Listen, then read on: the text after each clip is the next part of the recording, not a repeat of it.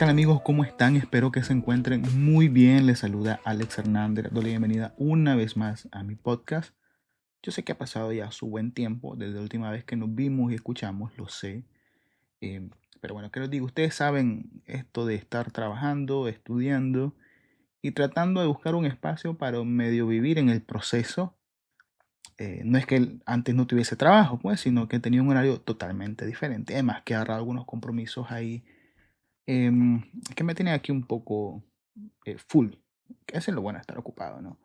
Y bueno, entonces me toma más tiempo hacerlo, entonces vengo todos los días, trato de avanzar un poquito en el guión, en la edición, en la producción y etcétera.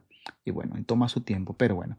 Mientras tanto, para no dejar los espacios vacíos, porque me han dicho pues la importancia de no dejar el gran trecho de tiempo entre una y otra cosa, pues he decidido dejar estos temas abiertos para que ustedes me pidan que hable de cualquier cosa en realidad, desde lo más profundo, melancólico, meditativo, etcétera, ¿no? Hasta lo más random en realidad.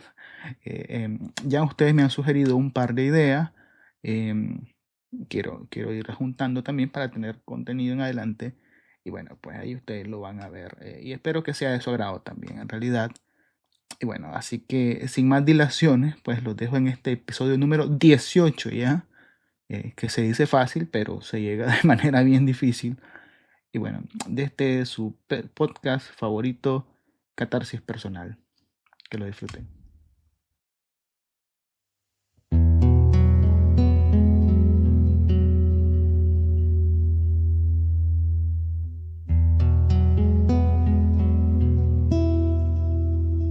Buenos días, teniente.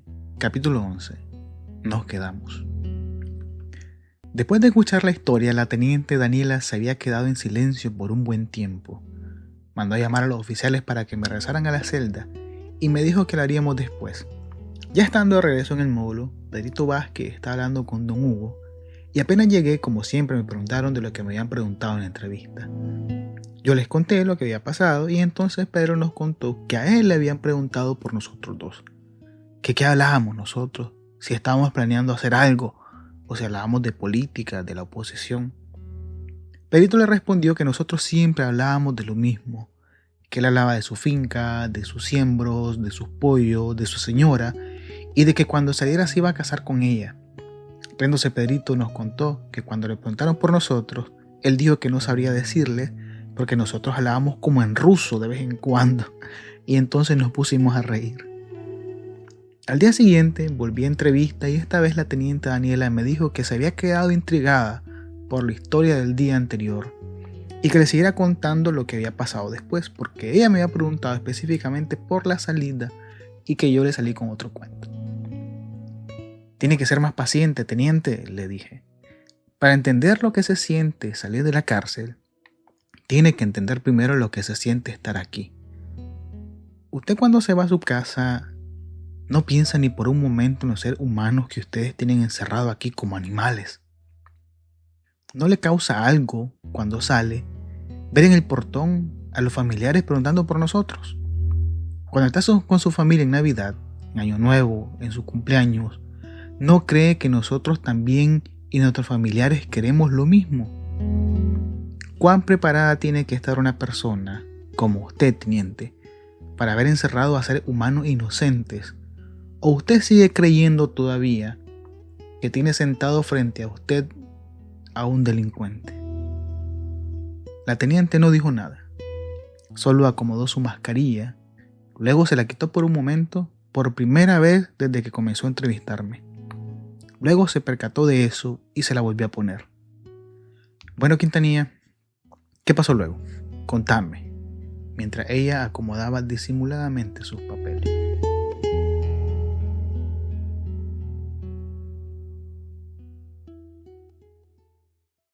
Seguimos en febrero de 2018.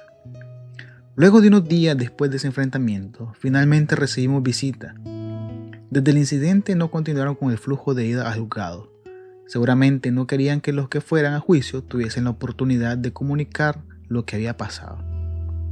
Cuando llegó el día de la visita, nuestros familiares nos preguntaron que si estábamos bien, que habían visto unas noticias que el penal había comunicado que había habido un motín y que presos de máxima peligrosidad habían atacado con una serie de armas blancas que los mismos presos habían fabricado y que habían dado una conferencia de prensa presentando los supuestos artefactos que nos habían incautado: cuchillos, punzones, machetes y otras cosas cortopunzantes.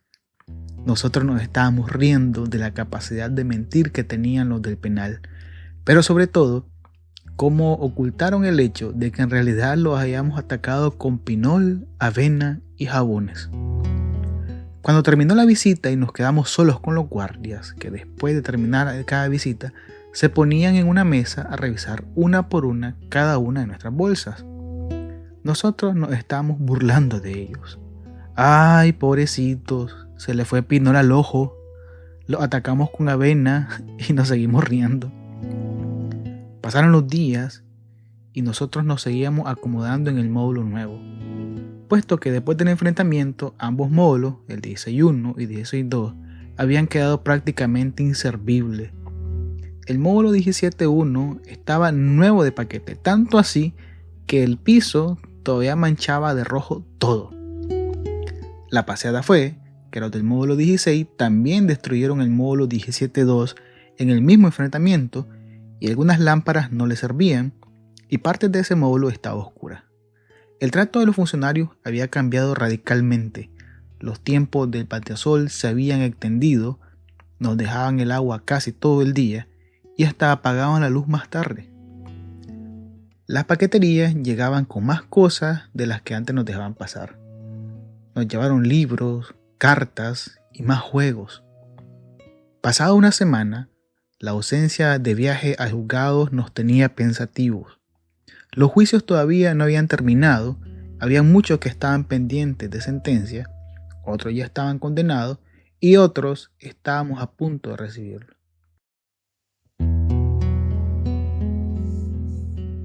La noche del martes 26 de febrero nos encontrábamos en el baño, en donde había suficiente espacio para reunirnos. Allí estábamos haciendo el culto. En la última visita mi hermana me había hecho llegar un presente sin igual. El párroco de mi comunidad me había enviado en un pañuelo blanco varias hostias consagradas. Resulta que a diferencia de otros presos en el penal, a nosotros no nos dejaban que llegasen los sacerdotes a oficiar la misa. Y los cultos que hacíamos los habíamos ganado a fuerza de constancia y perseverancia. Cuando llevé las hostias al módulo, al primero que se las mostré fue a don Freddy Navas.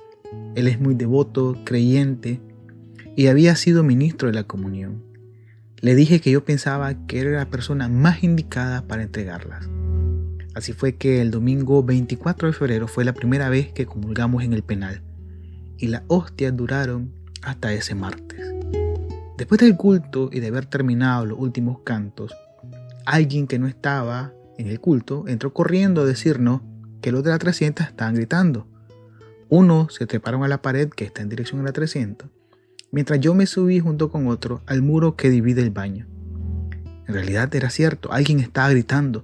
No podíamos escucharlo bien, hasta que todos hicimos silencio y escuchamos la voz de alguien que decía: ¡hay diálogo! ¡Hay diálogo! En las galerías de comunes también había señales para nosotros. Sacaban las manos, agitaban pañuelos y etc. Nosotros en respuesta nos pusimos a cantar el himno y extrañamente nadie llegó a callarnos. Todo transcurrió de manera normal después de eso. Como algunos éramos noctámbulos, nos quedamos despiertos arriba del tercer piso de un camarote jugando ajedrez, fumando y hablando de cualquier cosa.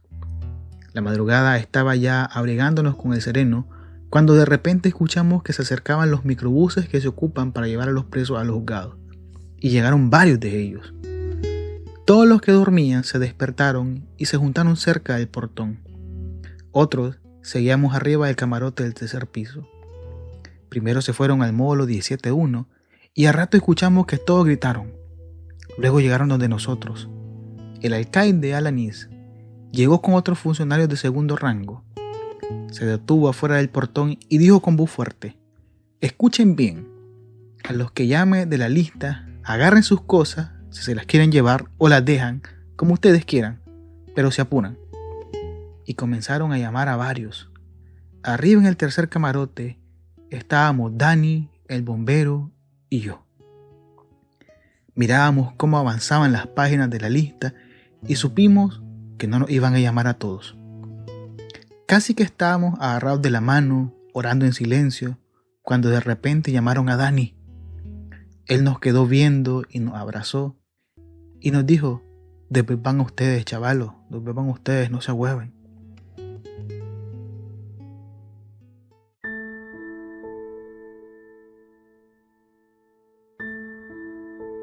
Una vez terminada la lista y que todos estaban listos, fueron saliendo uno a uno. Estaban en el patio sol frente a nosotros en fila y detrás de ellos los microbuses. Unos se tiraron de rodillas al suelo orando, otros solo lloraban, otros nos gritaban mensajes de ánimo. Yo, todavía, tenía la esperanza de que llegaran con otra lista, pero no fue así. Algunos entonces escribimos números de teléfono y mensajes en papelitos y se las lanzábamos a los que estaban afuera, con la esperanza de que las pudieran recoger y que les dijeran a nuestros familiares que estábamos bien. Luego lo fueron subiendo uno a uno a los microbuses y se fueron. De repente volvieron a apagar todas las luces del módulo. Y vimos entonces que aún quedábamos muchos. Nos quedamos muchos. Nos consolábamos entre todos, pero todos teníamos una mirada triste. La fuerza de la incertidumbre nos llevó poco a poco a todos de nuevo al baño, y el amanecer nos encontró allí, en un círculo, cantando y orando más fuerte que nunca.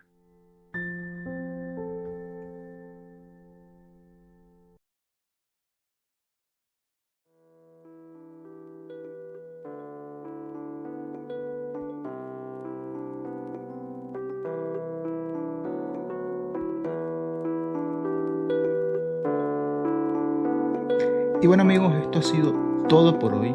Les recuerdo que siempre pueden dejar sus comentarios ya sea en YouTube o en Spotify.